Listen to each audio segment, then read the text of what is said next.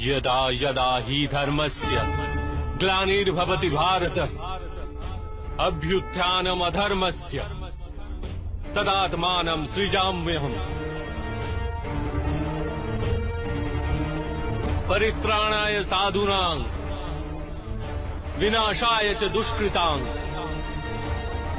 धर्म संस्थापनार्थाय संभवामि युगे युगे। যখনই ধর্মের হানি ঘটে, যখনই অধর্ম বৃদ্ধি পায়, তখনই সৎ পুরুষদের উদ্ধার হেতু, অধর্মীদের বিনাশ হেতু আর ধর্মের পুনঃস্থাপনা হেতু আমি জন্মগ্রহণ করি। এ প্রত্যেক যুগে হয়ে আসছে আর আগামীতেও এই রূপই হবে।